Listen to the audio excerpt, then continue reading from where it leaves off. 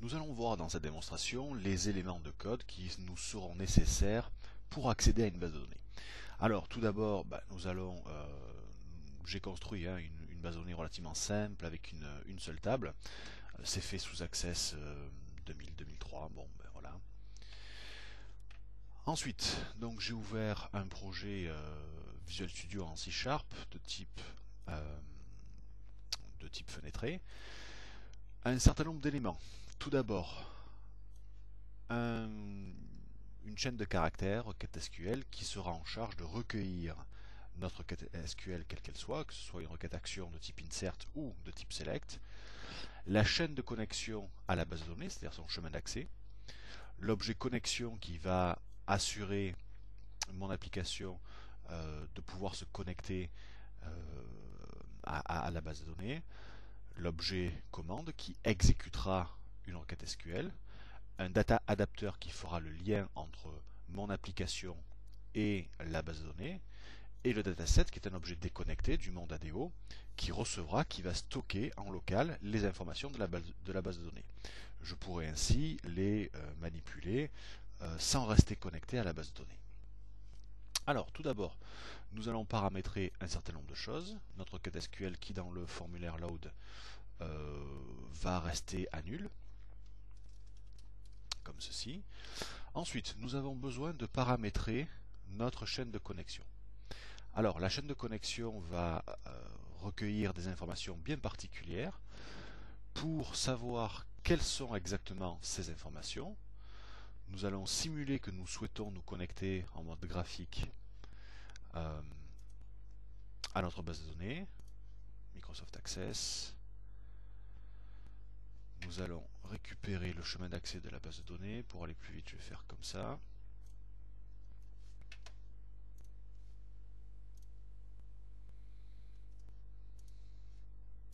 Je sélectionne ma base, je teste si la connexion fonctionne.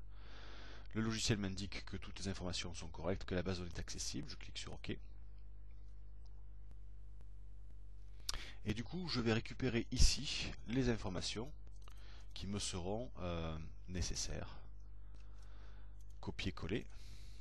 Il va falloir que je supprime les caractères en trop.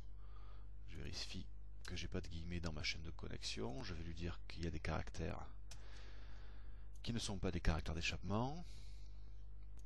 Voilà, donc on a récupéré les informations nécessaires pour paramétrer la connexion. Une fois qu'on a fait ça, on va cette fois-ci paramétrer l'objet connexion.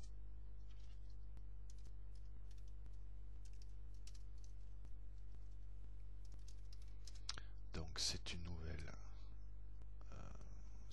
connexion. Une des surcharges de cette méthode OLEDB connexion va prendre en paramètre cette chaîne de caractères, la chaîne de caractères que nous venons de préparer.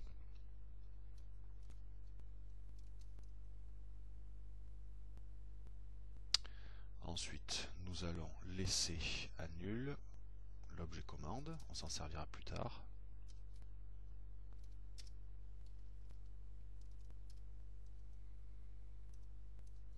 Pareil pour le data adapter. Le DS, on va s'en occuper tout de suite.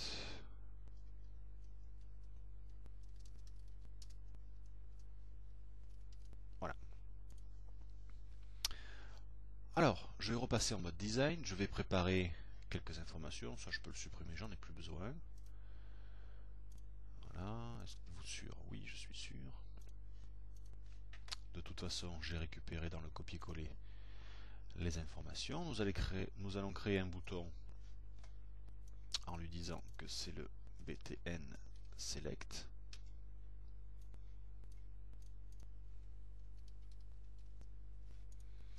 Nous allons ensuite afficher nos résultats dans une data grid view qui est un élément graphique particulier destiné à recevoir ce genre d'informations. J'agrandis un petit peu. Je vais lui dire que lorsque le bouton select sera activé, nous allons paramétrer notre requête SQL.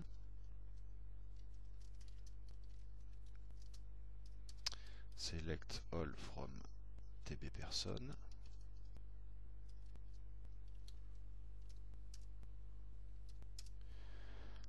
Ensuite, notre commande, l'objet commande, on va l'instancier new alldb commande avec à l'intérieur notre commande texte 10.rqsql, également notre connexion,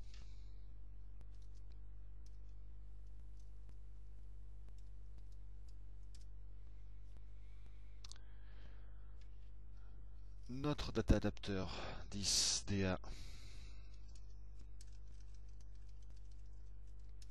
on va pas aller trop vite, objet data adapter égale new data adapter avec à l'intérieur notre commande qui contient lui-même la requête SQL et la connexion. Et ensuite, nous allons, à l'aide du data adapter, exécuter un fil sur notre objet DS.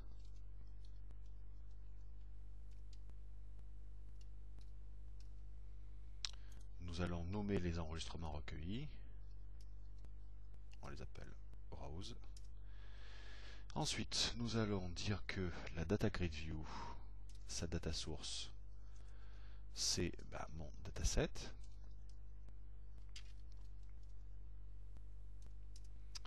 Et que la data grid view, son data member,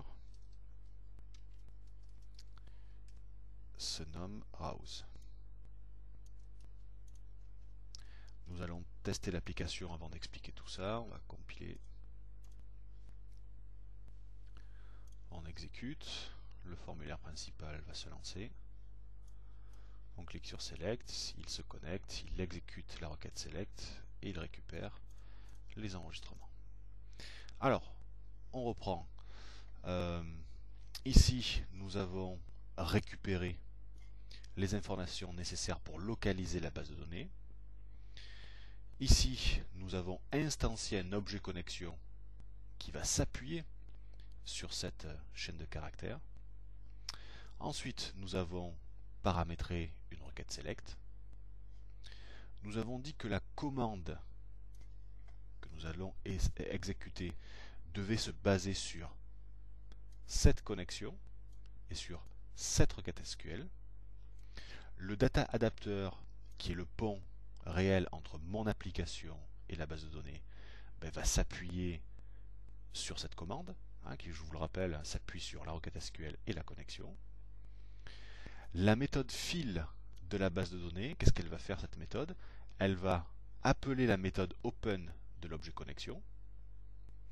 Elle va exécuter la requête SQL présente dans la commande. Cette requête select, si elle retourne des enregistrements, seront déposés dans une data table qui s'appelle rows, qui fera partie du dataset, du cache de données objet dataset.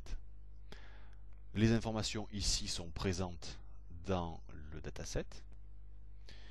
Il me suffit alors pour les afficher d'utiliser un objet graphique qui est spécialement conçu pour ça, par exemple un data grid view, lui dire que sa source de données c'est le DS, mais comme dans un DS on peut avoir plusieurs data tables, il faut lui préciser le nom de cette dernière.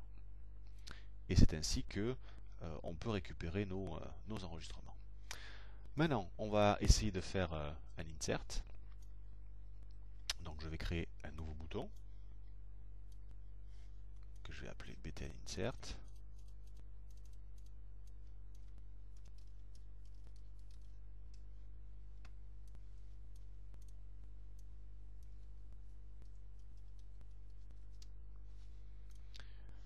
Je vais créer deux text box. Je vais le mettre par là.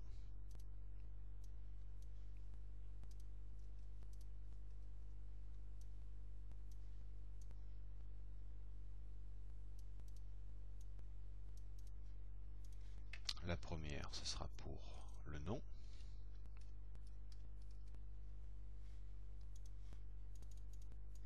deuxième le prénom. L'ID je ne m'en occupe pas puisque c'est un auto ID, auto incrémenté, donc c'est Access qui le fera tout seul. Je vais récupérer ceci. Évidemment, il faut changer, alors je vous montre une petite astuce, comment créer simplement une requête select.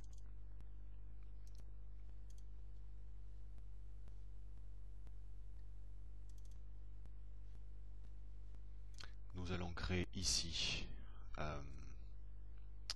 une requête.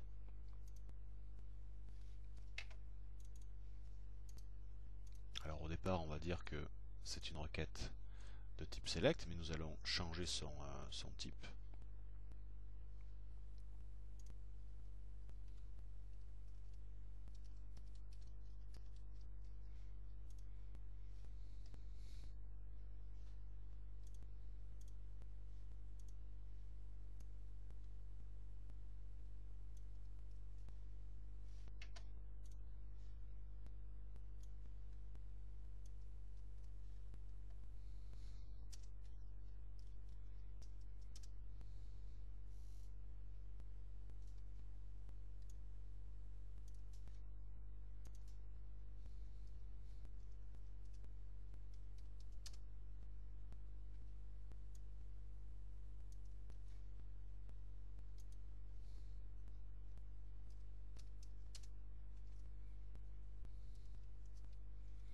Donc une requête select pourrait s'apparenter à ce genre de choses. Voilà, on va le mettre à la ligne, peut-être pour plus de clarté.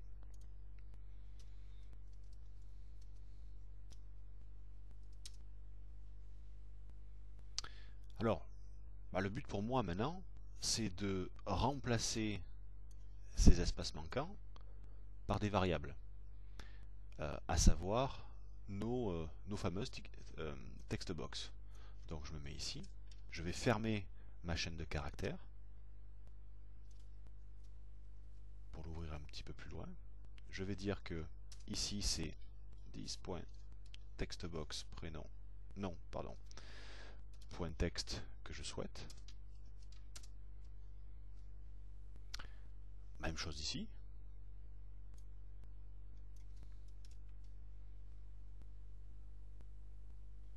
Je dis donc que ma chaîne va se fermer pour se réouvrir un petit peu plus loin. Et entre les deux, 10.textbox prénom.text. Je vais faire un test pour voir si je ne me suis pas trompé dans la création de ma requête. Je crée un point de débugage. Je vais activer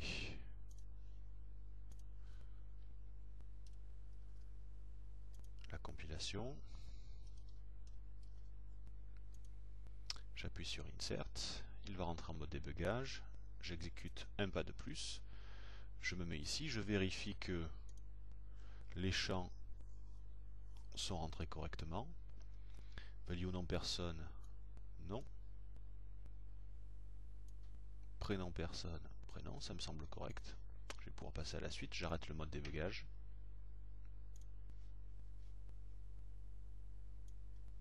Je récupère ces informations-là.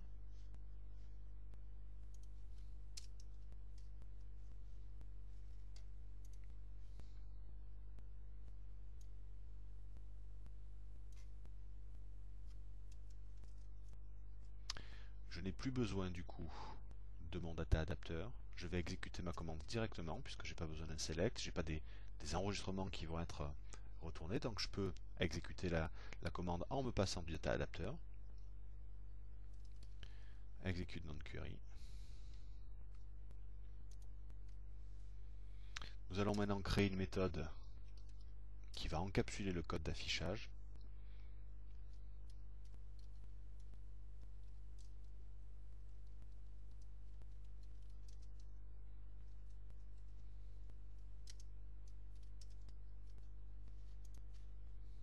Donc là, je coupe pour coller un petit peu plus bas.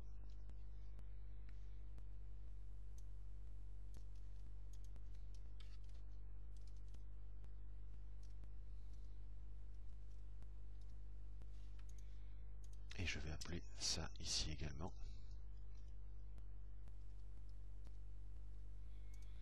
Je vais vérifier si je n'ai pas fait d'erreur. Nous allons faire un test. Je lance mon application, select. Ok, tout ça s'affiche, parfait.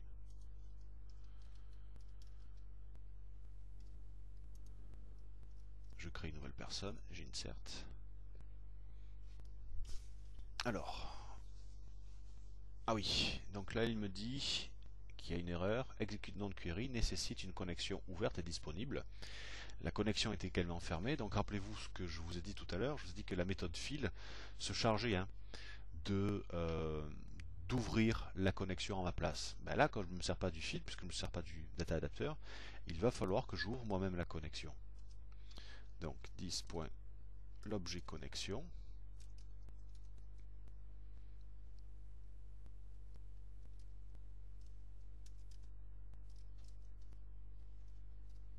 On ouvre ici. Nous allons la fermer dès que nous avons terminé notre execute non-query. On refait un test.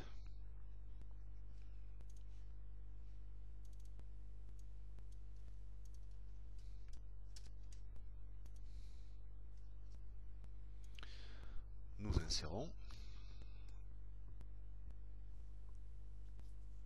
Alors, donc là, il me dit que je me suis trompé dans la syntaxe d'insert into.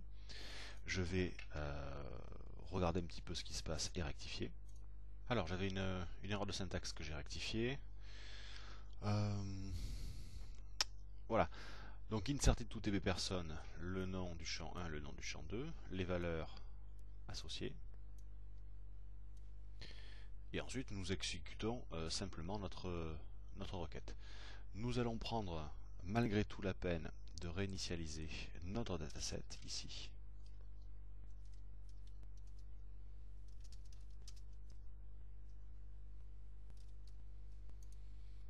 Donc, plus la peine de l'instancier à ce niveau-là.